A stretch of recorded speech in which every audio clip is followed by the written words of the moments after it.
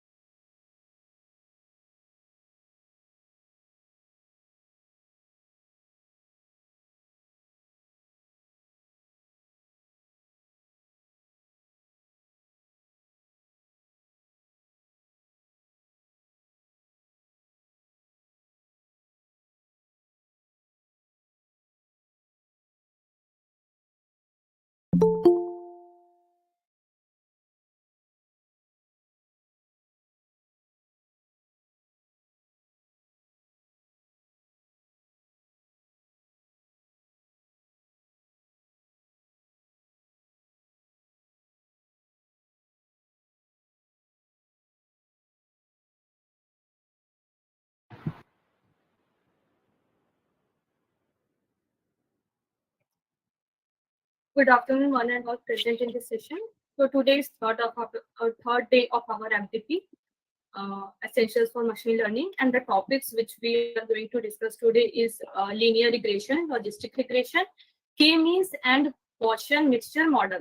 So these sessions are going to these sessions will be taken by Surbhi Shukla sir from Raman University. So first I want to welcome you, sir, and I am going to introduce sir. Professor Surbhi Shukla is an assistant professor, Department of Computer Science and Engineering in the Faculty of Engineering and Technology, Raman University, Kanpur, UP. He is having 5 years of teaching and industrial experience in various institutes and organizations. He has pursued his PhD degree in computer science and engineering on the topic human pose estimation using reason-based convolution neural network with continuous wavelet transformation.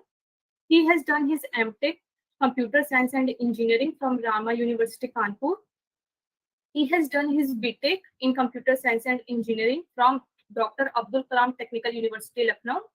His research interests are in data science, data mining, database, machine learning, information retrieval, etc.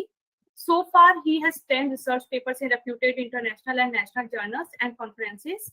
In addition, he has also participated in many reputed national conferences, FDPs, workshops, etc. So I welcome you, sir, for taking this session forward. So over to you, sir.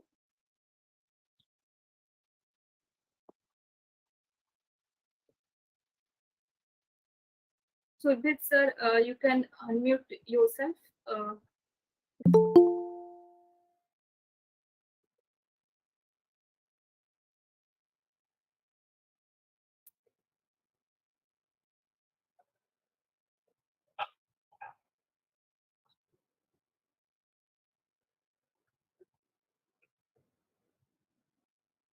So,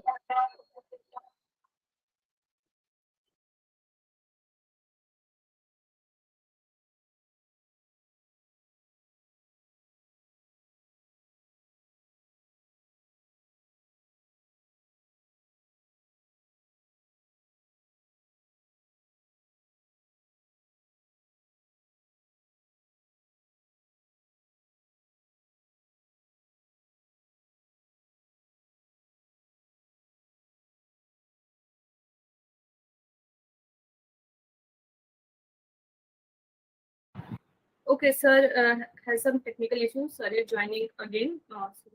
Yeah. So we can wait for 1 more minute for other participants also to join, and then we can continue with the session. You can stay here. Kindly don't leave the session. Sir is going to share his desktop. So share the screen. So please wait for 1 2 minutes.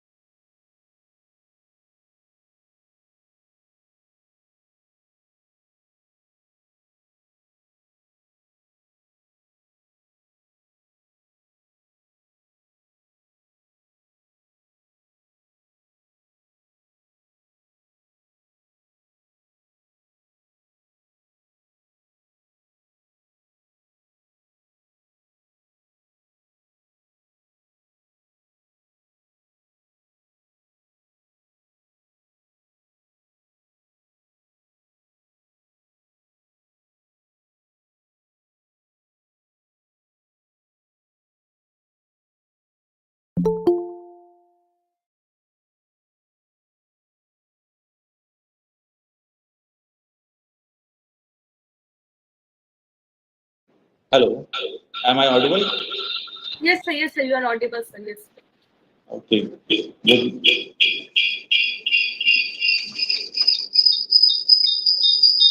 uh, good afternoon, all. Sir, if you Thank you for giving me. uh, sir, voice is a little bit echoing. So, okay, sir, you can try once again. Okay. Uh, First of all, a very thank you for Christ University for providing me such kind of opportunity to all the faculties member to improve their skill set. And I'm very thankful to Amita Soni ma'am for giving me a wonderful introduction. After that, we are starting our session. We are discussing on the machine learning. So, machine learning is a kind of an approach which is used in this particular era, and it is most exciting thing we are providing for introducing in the field of computer vision, in the field of natural language processing, and in the field of reinforcement learning, like self-drive car and the face recognition. All the things are depend on the machine learning right now. So we today we are discussing the three topics: the linear regression, logistic regression, as well as K-mean and Gaussian mixture model. So let's start with my presentation. Ma'am, my display is visible or not? Yes, sir, it is visible, sir. Yes. Thank you, ma'am. Uh, First of all, we are discussing on the linear regression. So before starting about the linear regression, first we have to know about the what is the regression model. And these model, I think you all listen about in last two lectures also. So the regression is a combination of dependent and independent variable, where we can identify the independent variable, and using that training process and algorithm we can give the output based on that independent variable. The the dependent variable are of two types. The first one is categorical data, and the second is continuous data.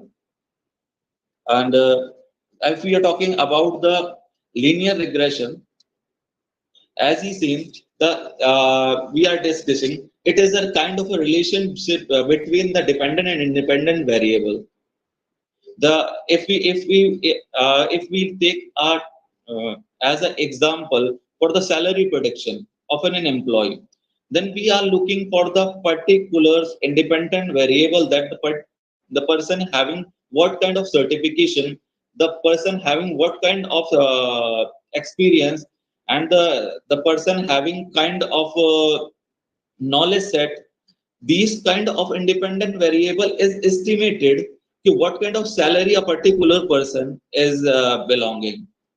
Some person who having the uh, certification in data science and the certification in Android with the experience of 5 years, they easily got 10 to 15 LPA package. So by using these models, we can easily identify the salary. In the if you're talking about the linear regression, in this model we are looking for the continuous values. So as you seen in the screen, there are mentioned that the independent variables are the salary, age, price, and all the things that are given in this data set. I give you an example. As I tell you, the linear regression is the combinations of linear regression is a combination of dependent and independent variable. And you also know about the dependent and independent variable. As you seen in the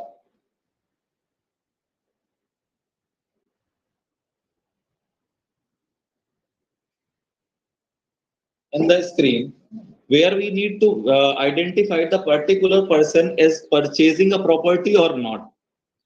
So there are the four kind of independent variable are given. The first one is the user ID, the second one is gender, the third one is age of the particular person, and the estimated salary. The combination of these things, the first one is not important. The user ID is not defining that the person is the buying a car or not a buying a car. The system is not using that kind of data type for predicting a particular thing. So, as highlighted, the age and the salary factor as well as gender is used to predict the particular product is sale or not by training the particular process.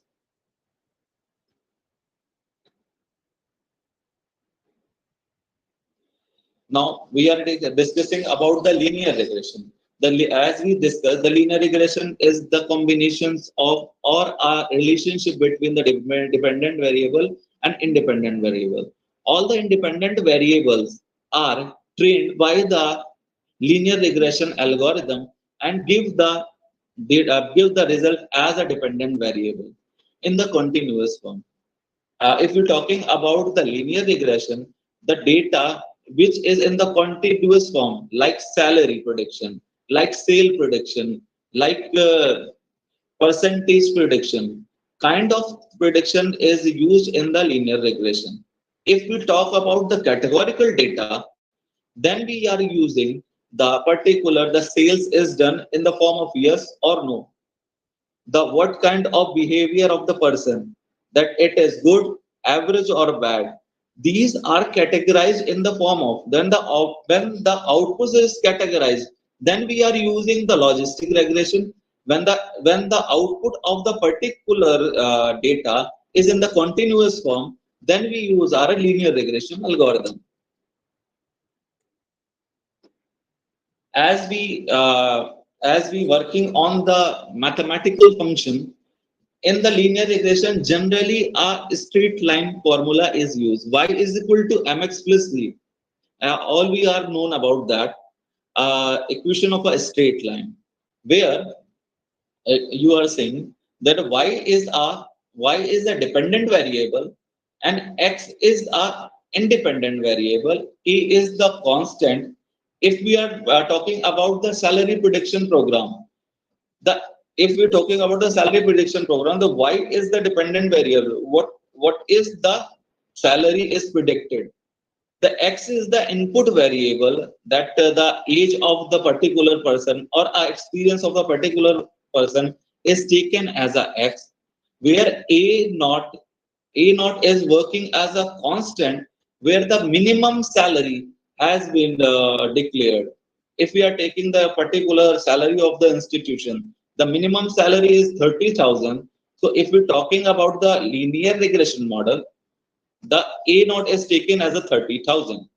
After that, the x is taken as an experience of the particular person, and epsilon is declared as the random error, which is used which is used based on the cost function of the particular thing. So here we are need to determine the y. Y is the dependent variable, and it is giving the data in the continuous form. Okay.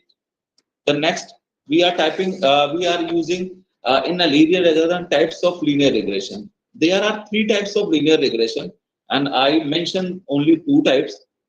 The first one is simple linear regression. As I discussed for the salary prediction, where uh, as an independent variable we are taking a year of experience. It is working as a simple linear regression, and the output is given of the particular predicted salary of the particular person. Okay. If we're talking about the second thing, the multiple linear regression, if we have more than one independent variable, like the salary, this experience of the particular person, the certification of particular person, and the age of the particular person. These three combination of independent variable is trained and predict the dependent variable. Then we are using the multiple linear regression algorithm. It's based on the type behavior of your data. If your data is having multiple independent variable, then we are using multiple linear regression. The third one is not mentioned, that is polynomial linear regression.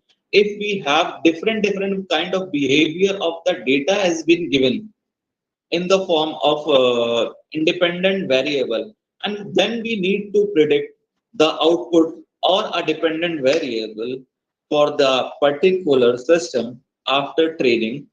That kind of prediction is done by the polynomial linear regression algorithm.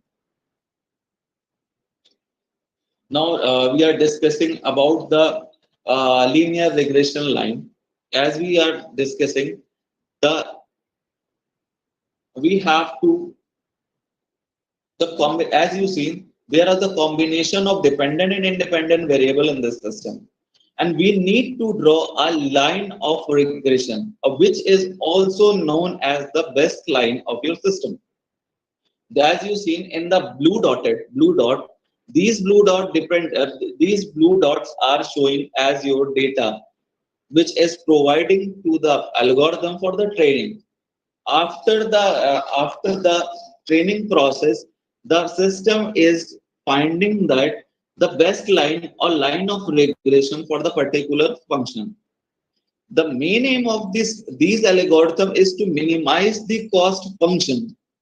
The cost function, what is the cost function? The cost function is the distance between the farmost point to the line of regression. The main aim of this algorithm is to reduce the cost function of the particular data set.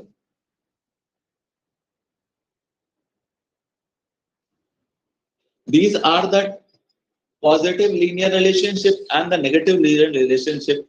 As you see, the same equation y is equal to mx plus c, the y is equal to a1x plus a naught is used. When the graph is positive trending, then we are using positive normal line equation of line, where as y is equal to a1x plus c. If the data is negative trending from y to x-axis, then we use y is equal to minus constant plus a1 plus a1x. So these are the two categories of the line of regression in the linear regression algorithm. After that, finding the best find length. If we are working on the best fit line, as we discussed, the best fit line using these method. When we working with the linear regression, our main goal and our main aim is to find the best line. The error between the predicted value or the actual value is minimized. What I'm talking about the cost function of the particular thing. The predicted value, if we are getting the predicted value is approx 96 and the actual value is 98, so there is a difference between those 2 points. So we are focusing on that thing, and we need to work on that and minimize that function by using mean square error as well as cost function. As you see, the mean square formula is given 1 by n, where yi is actual value, and the second a1x plus a naught, which is the equation of line or slope of the line is given. So we need to subtract both the value, the actual value minus the predicted value, and the square of that will be giving as a result as mean square error.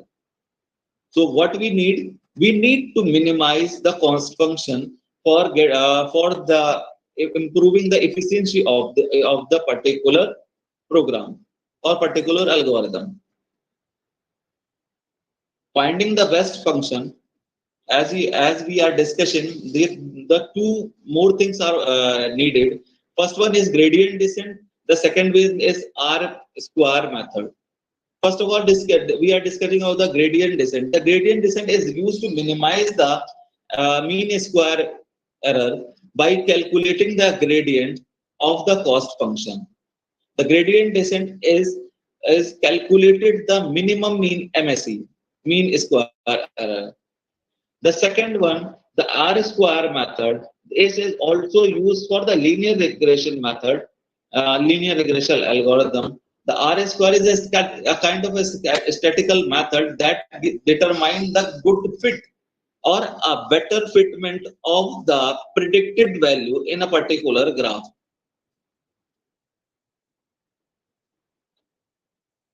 I give you an example where we are discussing about the linear regression, and you can easily understand what we are discussing, what point we are discussing. Okay, so if you are talking about the data, so as a sample data, I take a salary data, as you seen in my system.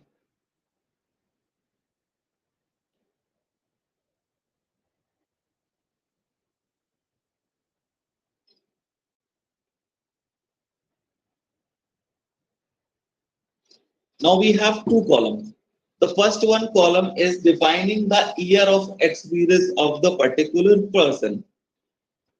If we're talking about the supervised learning, the input variable as well as output is given for the training of the particular system. So there is, if we are talking about the linear regression, we are implement simple linear regression in which we are taking two data. The first data is given the year of experience is having. The second one is salary. The experience is the salary is depend on the experience of the particular function. After the training the process, the system will be giving the result that the salary of the particular system, particular person is belonging or not, or match or not. So now we are using these algorithms. As you seen in my system, we are using Python for the particular uh, algorithm. So first we import NumPy. When NumPy is used for the array, and second one we are using import matplotlib for the visualization, data visualization. The third one is Panda for importing, exporting the data.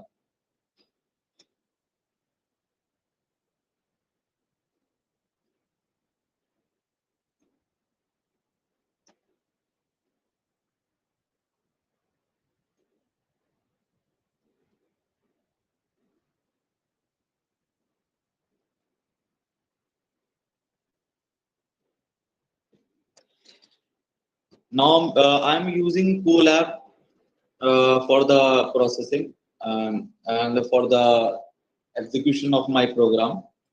As you seen, the system need a particular data set for importing.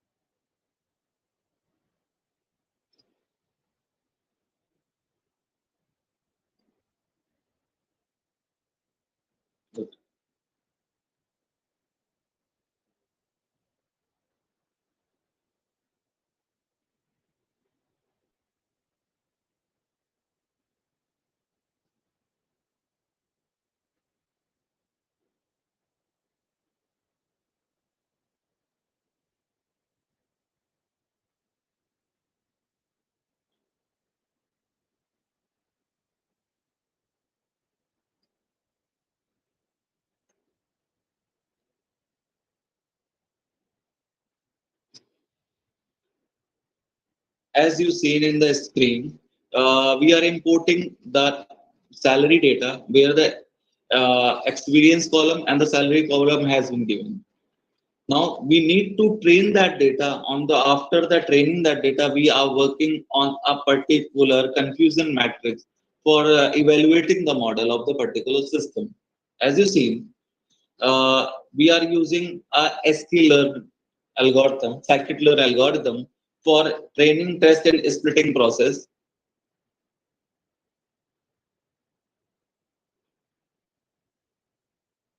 And after that, we are just taking our test or training set, and by partitioning both the set, we are taking test size of 1 by 3, and the rest of the 2/3 of the data.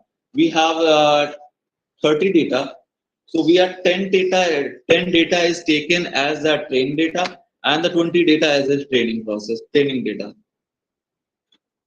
Now we are implementing the linear regression model in this algorithm, linear regression algorithm in this program for training process. And now we need to predict what the value is given by the system.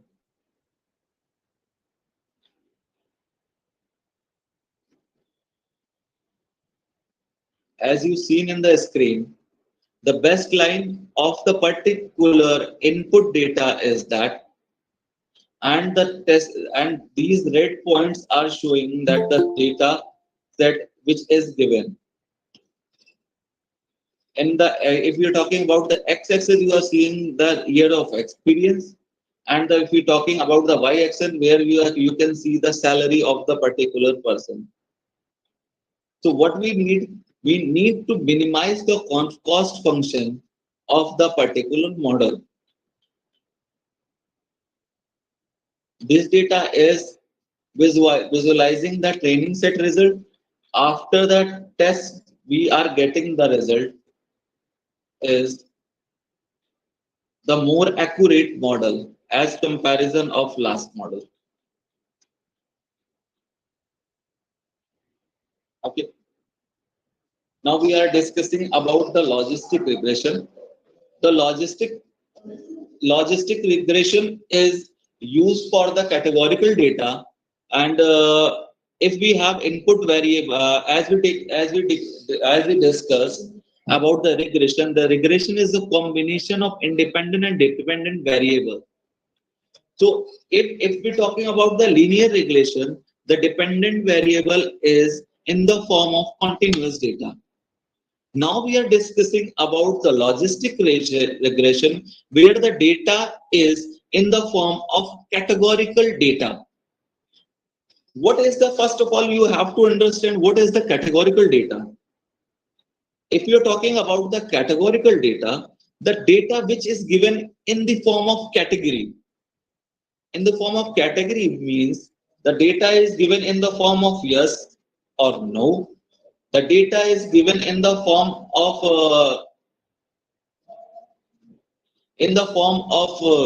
bad, good, average, in the form of countries. If we are implementing only one or two or three countries, then we also be taken the data as a categorical data.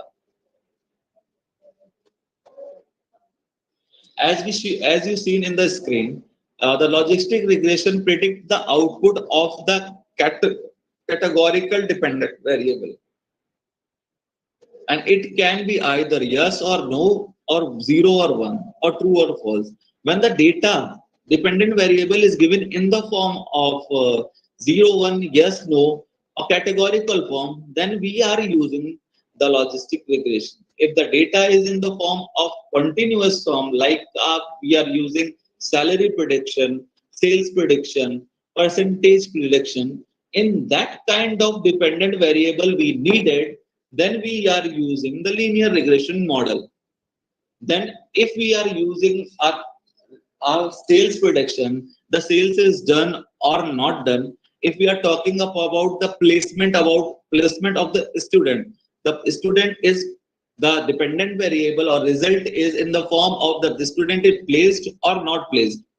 So that kind of data, if we have, then we are using normally a logistic regression. As the name is matching as the linear regression and the logistic regression.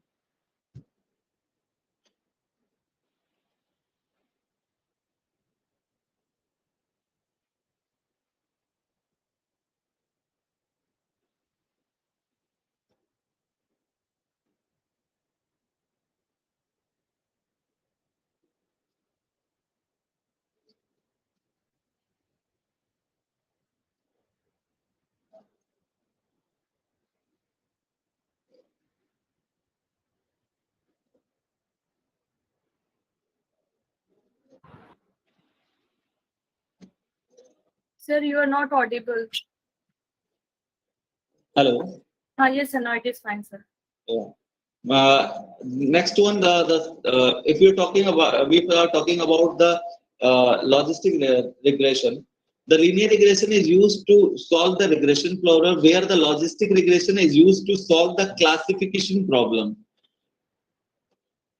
Next one, the types of logistic regression. The logistic regression are three types: the binomial, multinomial, and ordinal.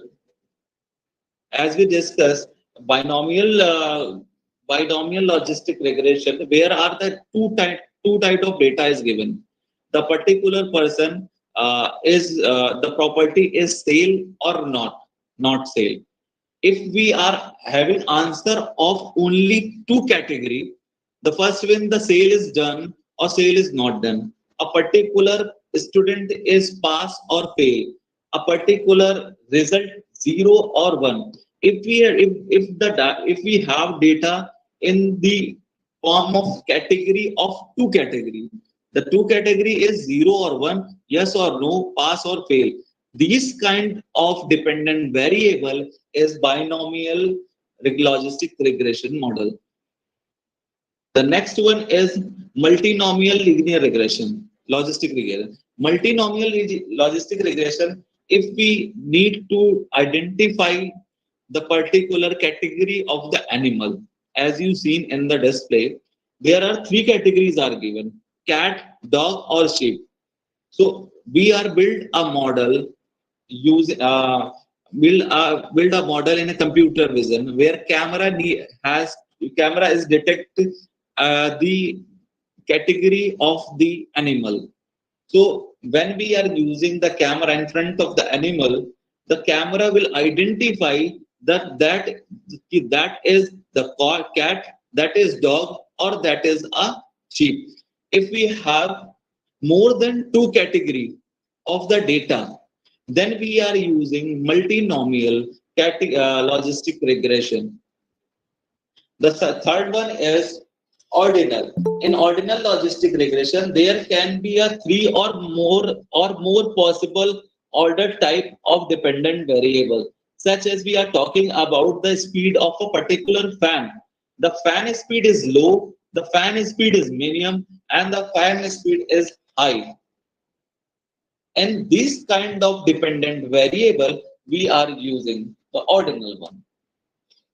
The next one, if we are talking about the logistic regression, you can see the graph. In the last graph, we are discussing about the independent and dependent variable, where we are looking for the best line or the regression line. In this logistic regression, the data is not in the form of continuous data. The data is in the form of categorical data. The data is 0 or 1. The data is yes or no. The data is in the form of sales is done or not done. These data is finally converted into 0 or 1. As you see in this figure, in logistic regression, instead of filling a regression line, we fit S-shaped logistic function.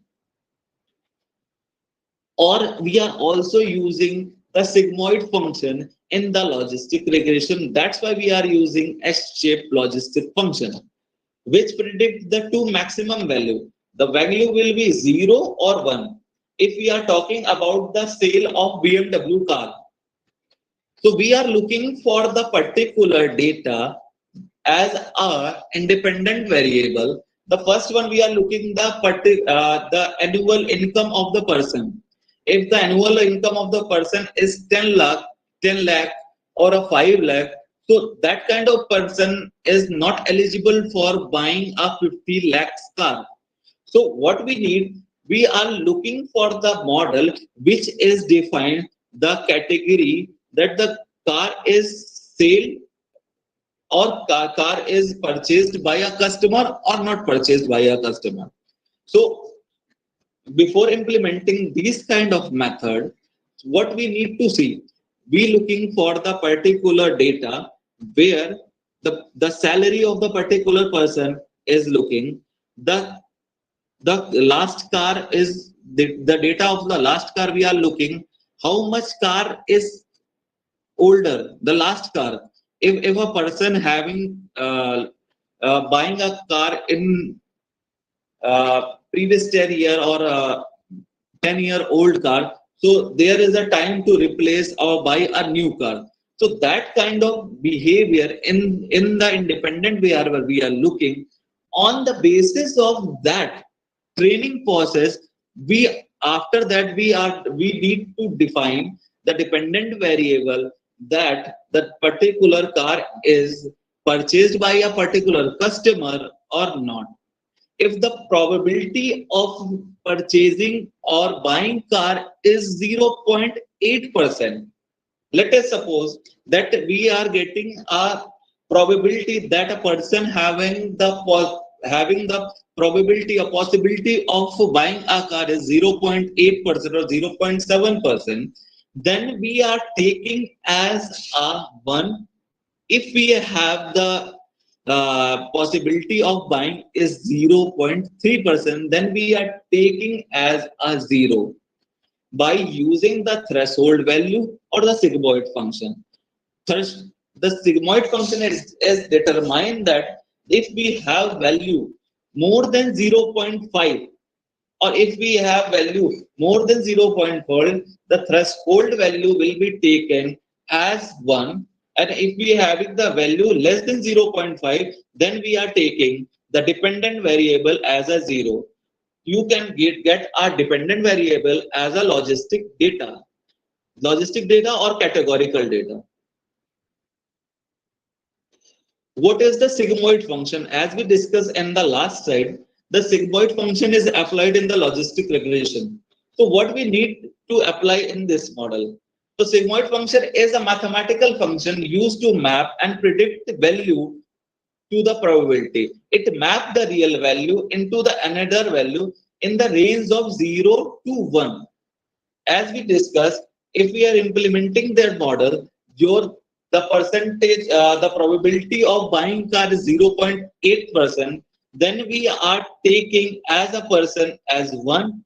If we are probability of buying a car is 0.3 or 0.2%, then we are taking as a 0 that the person is not buying a car and person is not having the probability for getting a car. Assumption for the logistic regression. The dependent variable must be in the categorical in nature.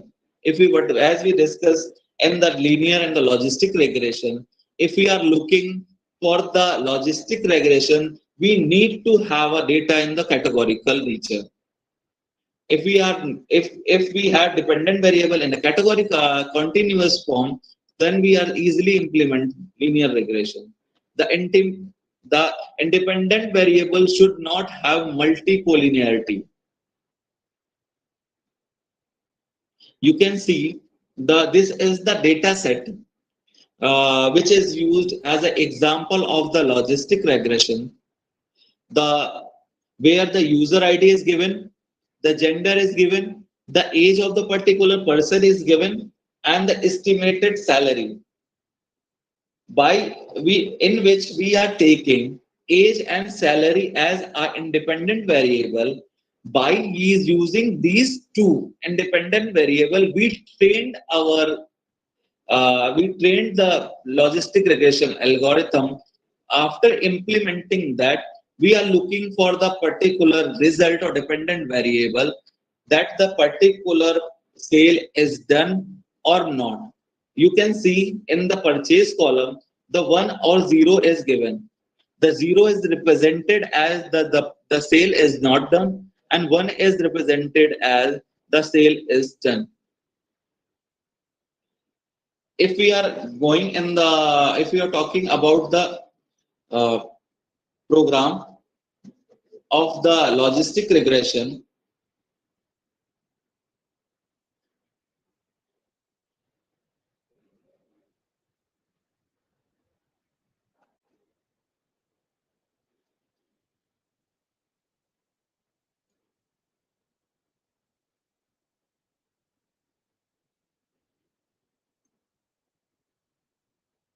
If we are talking about the logistic regression is the combination of independent and dependent variable.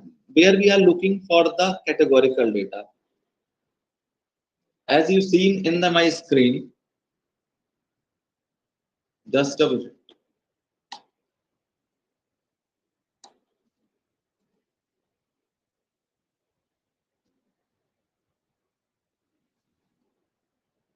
Yes.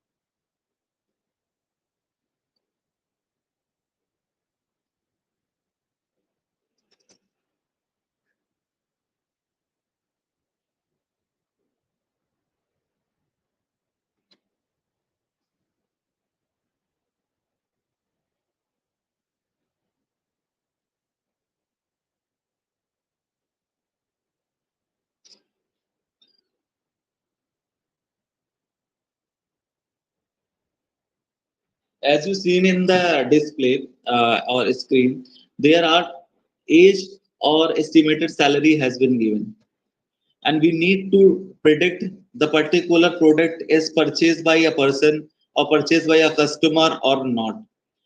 In this model, we are taking age or estimated salary as an independent variable for the training of the process.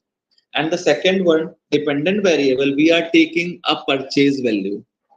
Now we are taking this data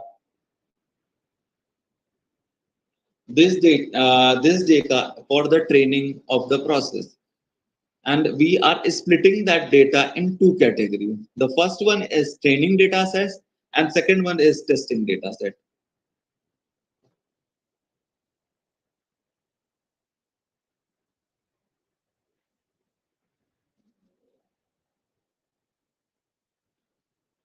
After implementing the algorithm, we can get a result by the machine.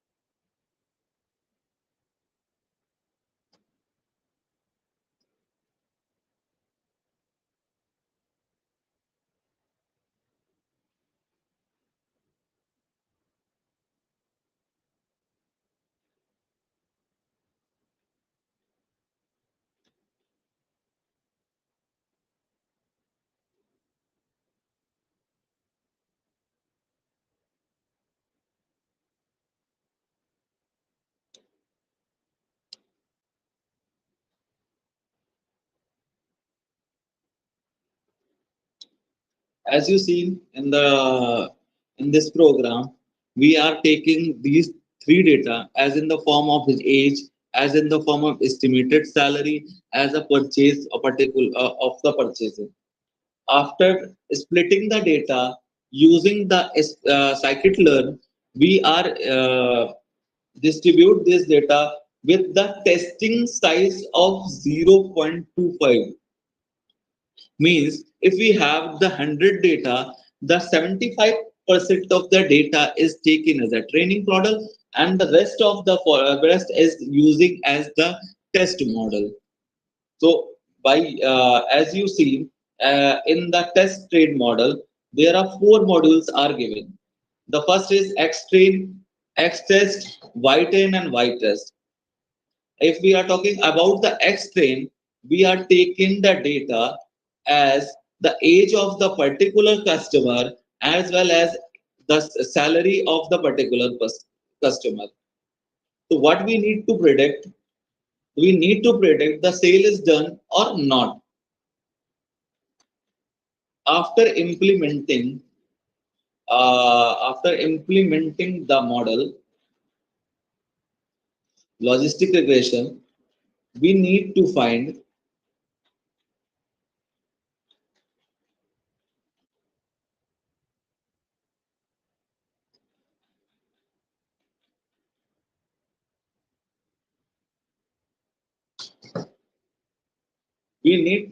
the predicted result. As we are entering that if the person he is age is 30 and the salary will be 87, is it the property purchased by a customer or not? So what we need, if we are entering the 45 44 age and the salary will be 97,000, then we looking that after entering this, the system will be predict that that particular person is purchasing the car by using that data set as an independent variable which is given to the system. We just generally use a logistic regression algorithm for particular thing. So after we are comparing all the data set, as you seen in the display, the left hand side data is the actual data is given 0 0 0 1 and 0 1, and the right hand data is the predicted result by the system. As you see, the in the some place the data is not correct. The original value, as I highlighted, you can see the original value is 0 and the predicted value is 1. Means the result is given that the particular person is not purchasing a car, but in this model we in by using this algorithm, this is shows that a particular person is purchased that car.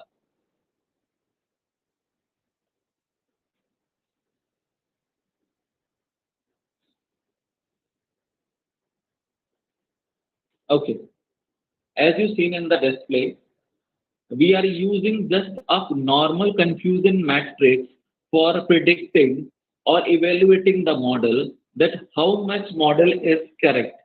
So as you see, the 65 and the 24 is the correct values which is matched with your input variable, and the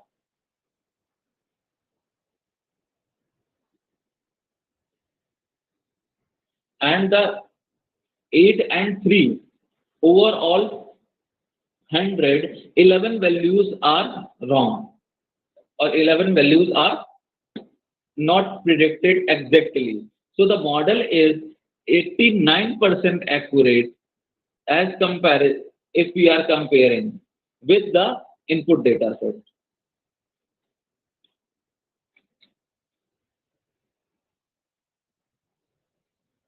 Now we are discussing about the k-mean clustering algorithm. The k-mean clustering algorithm. Hello, ma'am. Yes, sir.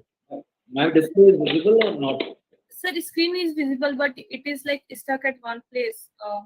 Some Oh, box okay, or okay.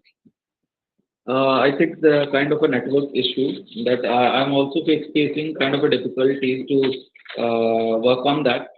Now we are talking about the k-mean clustering. As you seen in the display, the k-mean clustering is an unsupervised learning algorithm. The unsupervised, if you are talking about the unsupervised algorithm, a k-mean clustering algorithm. So as I discussed in the beginning of the lecture, that we have worked on the two kind of algorithm. The first one is supervised algorithm, where we are discussing linear regression or logistic regression, and the second one is unsupervised learning. In which unsupervised learning, we are now discussing about the K-mean clustering algorithm. The next one is Gaussian mixture model. So before starting with a K-mean clustering algorithm, first we need to understand what is unsupervised learning. The unsupervised learning is a kind of a learning in which the input data is given, but the output data is not given as a dependent variable. The system is focusing on the creating the cluster for getting a accurate result, or making a cluster for getting a particular output. As you see, we use a clustering problem in this. It is centroid-based algorithm where each cluster associated with centroid. If we are talking about the K-mean clustering algorithm,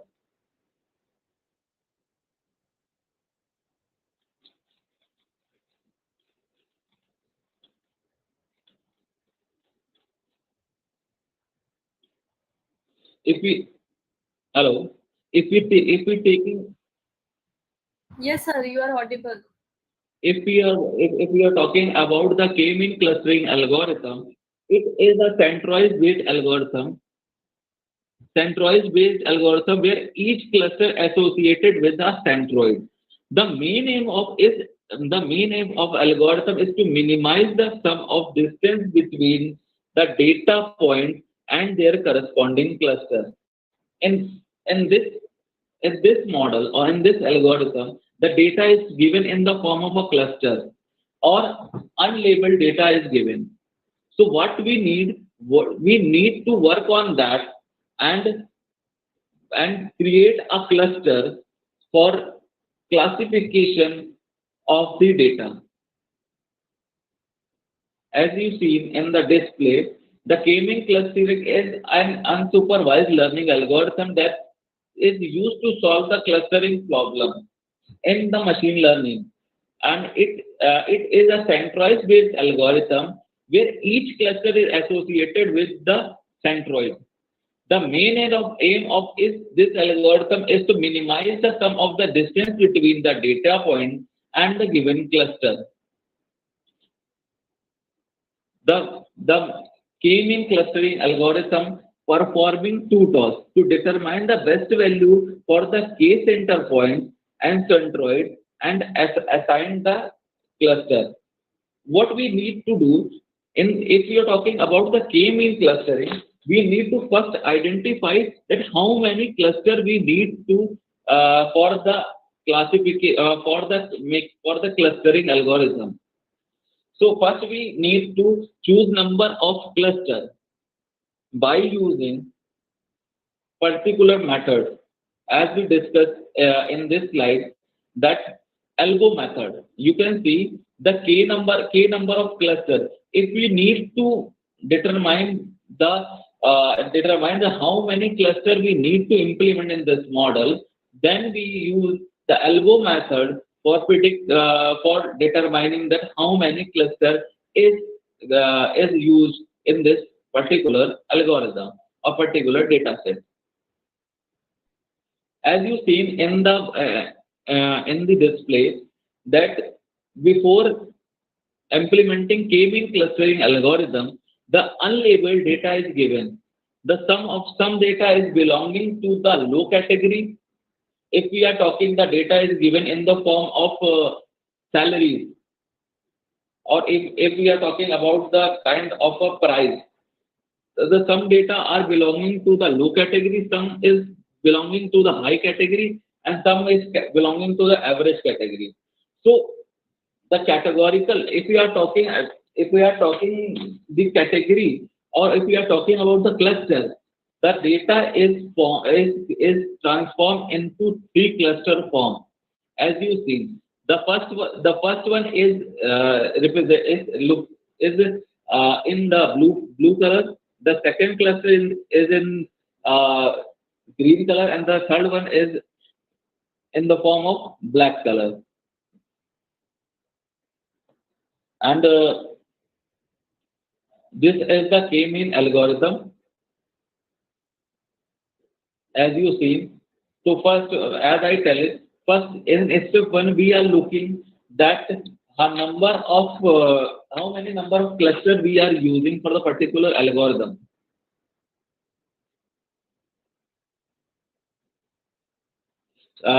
So step 1, select the number of k to decide the number of clusters. This thing is done by using elbow method. The elbow method is defined that how many number of clusters you are using. The second one is talking about select random k or a centroid of a given data set. You can see in this graph that the yellow is determined as the centroid of a particular cluster. In this table, in this chart we are using 5 clusters. The cluster 1 is of red color, cluster 2 is of a blue color, cluster 3 of a green color, cluster 4 of light blue color, and the cluster 5 is of pink color, in which each cluster is having these centroids. Each cluster is having the centroid.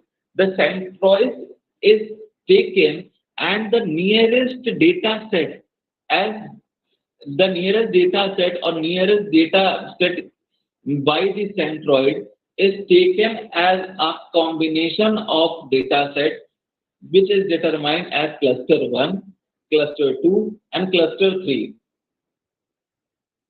The second, step 2, select random k point or a centroid.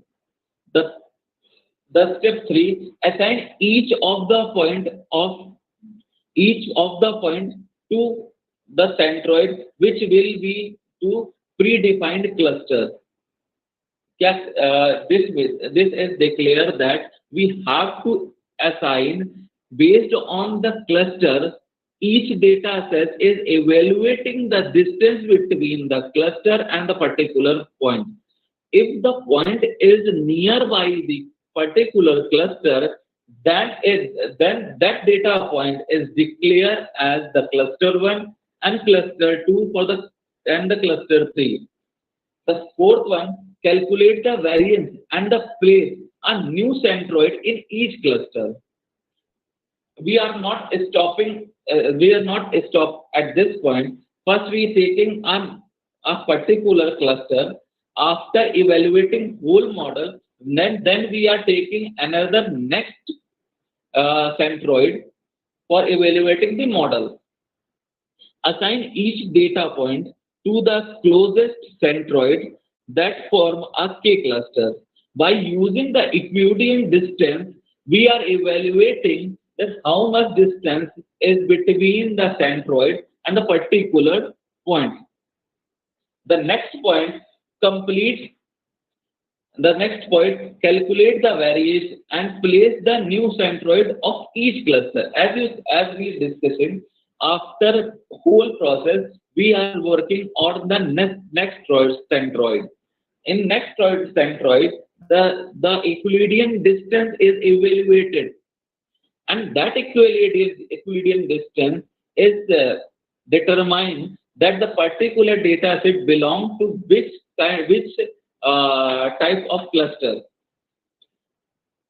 After that, repeat the third step, which means reassign each data point, each new closest centroid of each cluster. This process is repeatedly to the each centroid process and determine the closest data set is given.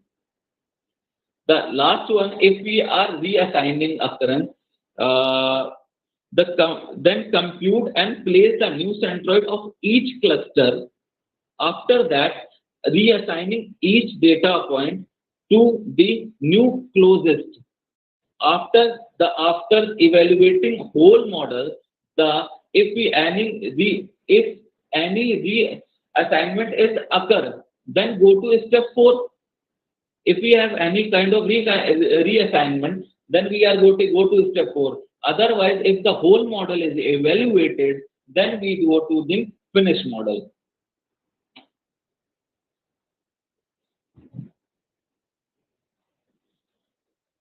After implementing the k-mean clustering algorithm, we can get the result in this form. The data is categorized into 5 clusters. If we are talking about the image recognition system, there are the category of animal. That the animal belong to the dog, cow, tiger, and cat. And these categories are, after evaluating, that model is form a cluster. If we have a data in an unlabeled form, the combinations of data or the combinations of image is given, then the system need to predict that what image or what data is belong to a what category of a cluster. So after implementing this model, we are easily evaluate that the data set belong to which category or data set belong to which cluster of the data. At the end of the k-mean clustering, the k number of cluster is evaluated.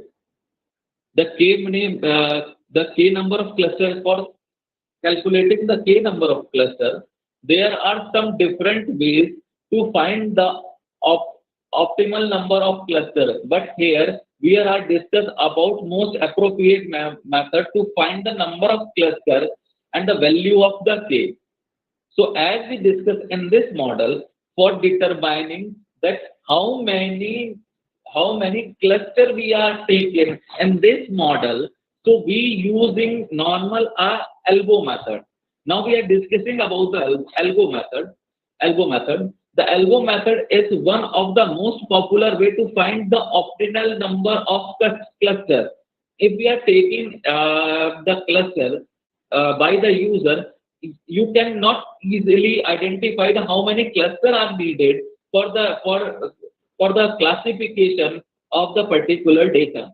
So by using the elbow method, you can easily identify that how many number of cluster you are needing or for working efficiently for the model. The next one method, this method is WCSS, which is the within cluster sum of square. This model you can see in the next slide. When we are discussing about the Gaussian mixture model. So now we are discussing about the Gaussian mixture model, which is the last part of our today's FDP. So now we are discussing the Gaussian mixture model. The Gaussian mixture model is kind of a unsupervised learning, where we are also using the clustering method. These two algorithms are belonging to the clustering model,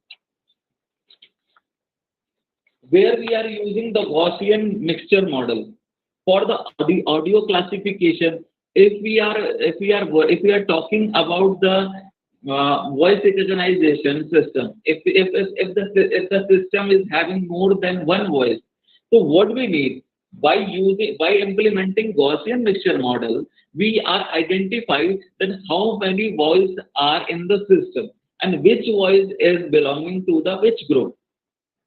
After that, one more example I will be giving to you, that the document classification is also used as a k-mean clustering as well as Gaussian mixture model, where we have different category of data.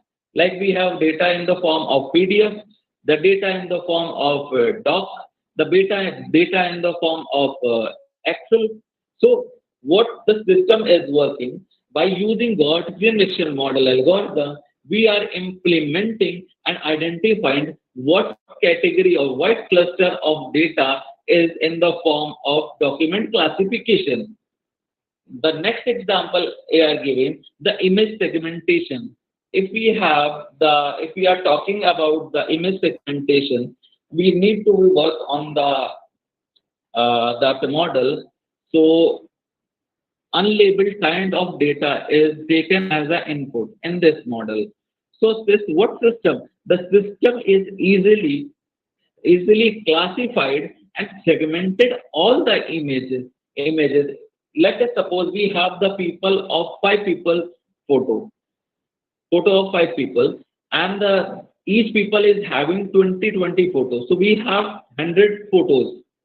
So and that photo is in clustering for or in a unlabeled or unarranged form. What system is done?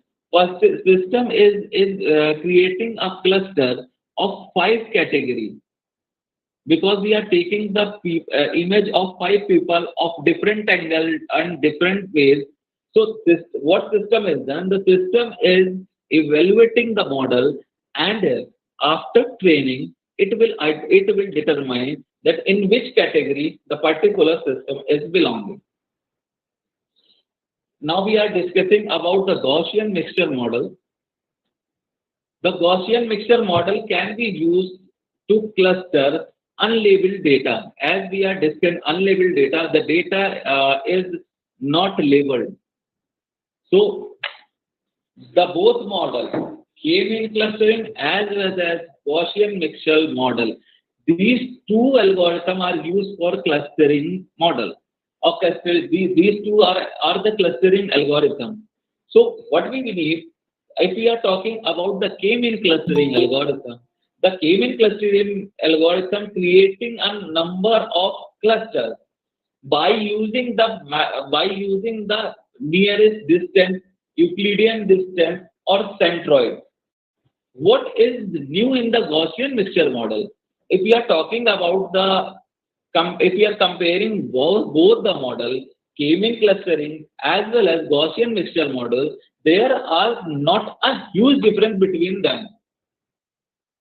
The normal difference between the Gaussian mixture model and the K-mean clustering algorithm, there is a difference between in the probability that tell how much the data point is associated with the cluster. What I am saying, that the data, if we are implementing in a data set, after implementing K-mean clustering, and after implementing K-mean clustering, we implement the probabilistic model, then it will be giving a much more accurate result as comparison of K-mean clustering. So as we are discussing in this model, the Gaussian mixture model can be used to classify the unlabeled data in much same way as K-mean. There are a couple of advantages to using the Gaussian mixture model over K-mean. The one important characteristics of K-mean is that it is a hard cluster method. What is the meaning of hard cluster and soft cluster? If we are getting the result in not flexible form, suppose we have the category of data, the data is 75% belong to the cluster 1, and the data is matching 25% to the cluster 2. So what we need to use the probability. If the probability of cluster 1 is higher, then we taking the data as the cluster 1 data. If the possibility of or the probability of data 2 is higher, then we taking a data as a cluster 2. So now we are discussing about the hard clustering method. Hard clustering method is K-mean clustering method. And if we are talking about the soft clustering method, the soft clustering method is Gaussian mixture model. as you seen in the screen, which means that it will associate each point to one and only one cluster. And limitation is this: the approach is there is no uncertainty measurement, and the probability tells that how much data point is associated with the specific cluster. If the data is nearby the centroid, it is easily identified that the data is belonging to the which cluster. If the data is far from the centroid 1 and the also far from the centroid 2. So we need to implement the probability that how much data is belonging or how much data is associated or is linked with the cluster 1, and how much percentage or how much probability that the data belong to the cluster 2. So what about using a soft clustering instead of hard clustering? So we are focusing on the soft clustering because the probability method also be introduced in the k-mean clustering algorithm. Now we are discussing as the Gaussian mixture model clustering algorithm. As you see the graph in your display, the Gaussian mixture model cluster algorithm, the first and the foremost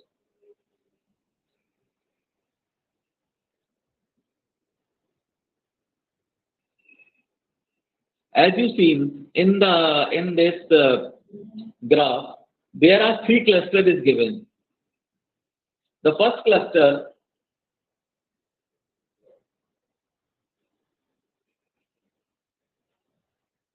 the first one cluster is shows that red color, and the second cluster shows the green color, and the third cluster is showing the blue color. So in this model or in this graph, we are looking that the model of Gaussian mixture is taking k is equal to 3. We are taking 3 clusters. The k-mean does not account a variance. But if we are talking about the variance, we are referred to the width of the bell-shaped curve. You can see these three curves showing in the bell form.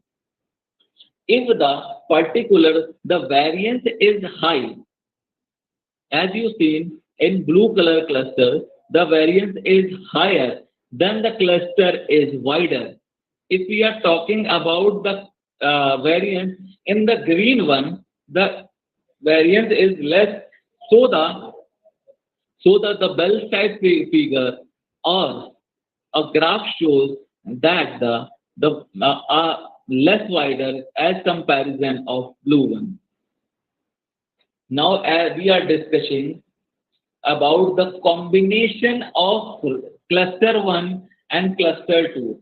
How to determine if the data set belongs to the both cluster, if the cluster are overwrite each other. As you seen in the next slide, the data is overwrite each other. So what we need to implement the probability to identify that the data is belonging to which cluster by using the probability method.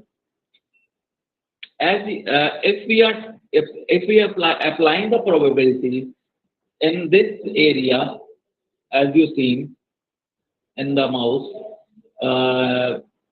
in this area where the red and green lines are intersecting each other.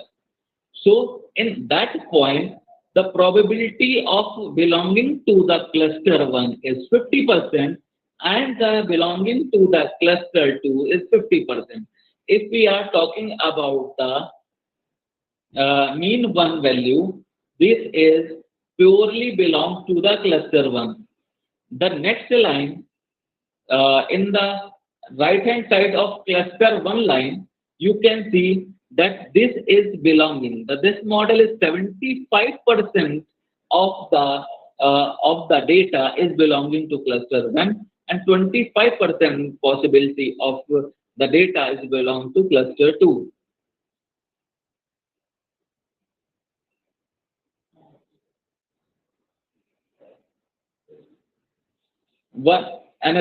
The one way to think about the K-mean model is that is place a circular at the center of each cluster with the radius defines the most distance point in this cluster.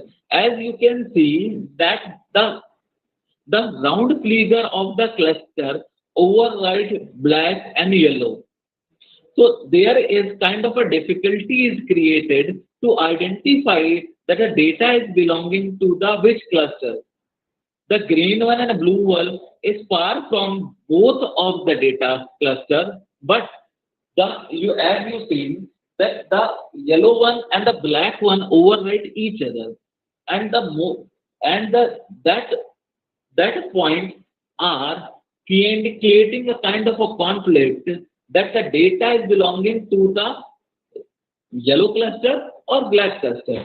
This model is, if we are talking about the K-mean clustering algorithm, the accuracy of the K-mean clustering algorithm is less as comparison of Gaussian mixture model because of the overwriting of the data set of the two clusters. If we are implementing the probabilistic model or probability model in the K-mean clustering, then we can easily identify in which category the data set is belong. Is it belong to the yellow one cluster or a black one cluster?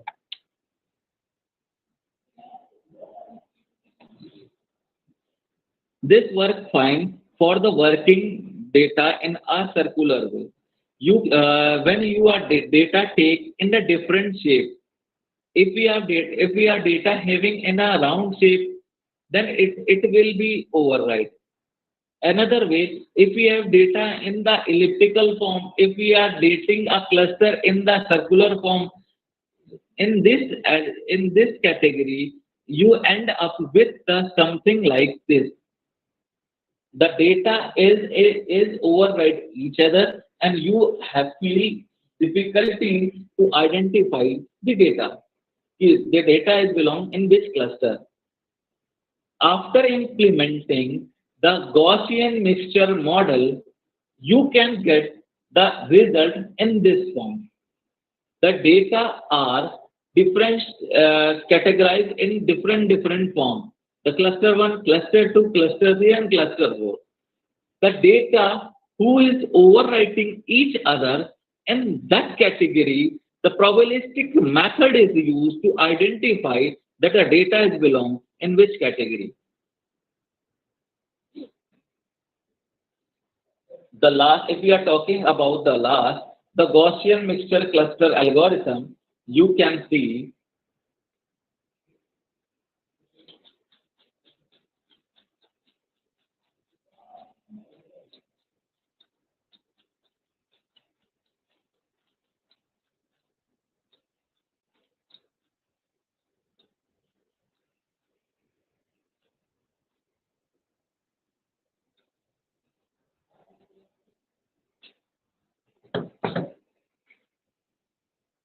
in this visualized graph, you can easily understand that how the K-mean clustering algorithm will be moved. You can see that the plus point in the center is defined as a cluster. Sir, it's like different slide now. The slide is of linear regression. Just a minute.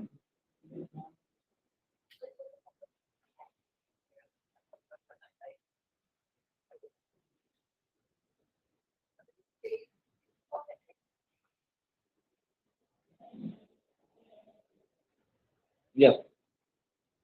You can see in the display that the different models are given, and the slides are changes. In this model, we are taking the 3 cluster form. The first one is light pink, the second one is light blue, and the third one is black.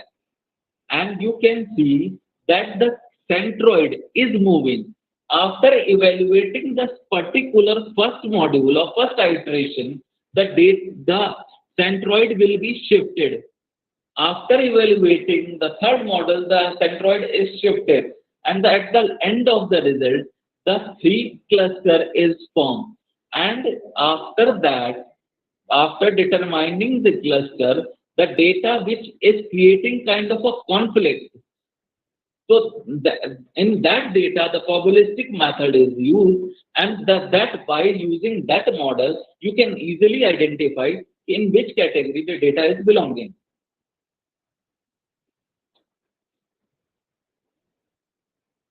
In this slide, note how to GMM improve the centroid estimated by the k-mean. The value for the parameter for each cluster data do not further changes.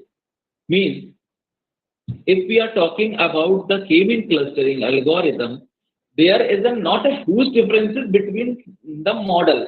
The model are same, but the accuracy of the k-mean clustering by introducing the new thing, the probabilities matter, which is a Gaussian mixture model is used, it will increase the accuracy of the model. Now, if we are talking about the difference between the k-mean clustering and the Gaussian mixture model, is that for performing the hard classification, the hard classification we are talking about where we are not using the probabilistic method. So the k-mean clustering is working as hard classification, and if we are talking about the Gaussian mixture model, is soft classification model. In other words, k-means tells the what data point belong to which cluster, and if we are talking about the Gaussian mixture model, it will tell the probability that given the data point belong to each of the possible cluster. If the data is belong to the cluster 1, the probability of particular data set is higher as comparison to other model. If we have data set where 85% of the probability for the data for the cluster 1, then the data is belong to the cluster 1, and the 25% or the 50% rest of the value to cluster 2, which is defined belong to the cluster 2. That's all from me. If you have any query, please ask.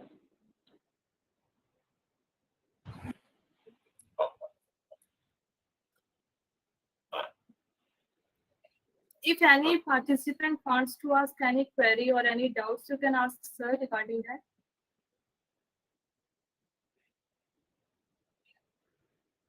Sir, few participants are asking for PPT. Okay, ma'am. I share my PPT in the with you, and you can share with. Yeah. Okay, sir. Sir, I have a doubt. Like you asked about K clustering, we have to choose that value of K. So how we can choose that one? Is there any criteria for choosing value of K for K clustering? We are using the normally elbow method for determining the number of clusters. If we have if we taking the cluster by the user, you cannot easily identify. If your data is small, you can easily identify this how many cluster we are using. If your data is huge amount, then it is easy. It is difficult to identify the how many cluster are needed. Is it of a 5 category? Is it of a 20 category? Or is it of a 1,000 category? The Euler, if we are talking about the elbow method, it is easily identified that how many clusters or how many clusters are needed. Okay, sir, one question is, can you suggest some book for Gaussian clustering? If we are talking about the Gaussian clustering, you can use the Young LeCun book of machine learning. which is a kind of a inventor or a founder of machine learning. So I just suggest if you can use the book of Young Lagoon. Okay, Hemant sir, is it clear to you? Yeah. Okay. Any other participant wants to ask any doubt or any query or anything? Ma'am, I'm sharing you data of machine learning with Okay. programming and data set and data module. You can share with your faculty. Then Okay. it is easier to understand if the participant having that data, and after that the training is attend after that, so he is easily able to understand that what kind of data set or what kind of programming we are needed. So before working on the machine learning, you have to be work on your at least one programming language. You can choose Python as well as R. So for working in the machine learning model. So if you are implementing a particular programming, a particular algorithm in the system, then you can easily understand what kind of category of algorithm you have. Yes. Okay, sir. That will be very nice. So yeah, so I think every participant got what sir is saying, that he will share something with me and some data set and some programming. So I will share it with all the participants. So thank you so much, sir, for taking this session in such an interesting way, because you you covered all the topics from the basics, and you have covered almost all the things which is mentioned in the sessions. So it is very much clear to me also, and I hope that it is clear to all the participants as well. So yeah, so thank you, sir. I think they are also clear with that one, because they are not asking that much doubt. So, so thank you so much, sir, for taking this session. Thank you, ma'am. Thank you, sir. Have a So nice day. yeah, so other participants also sessions is over. Our sessions are over for today. So you may join tomorrow at the same time and using the same link. So thank you.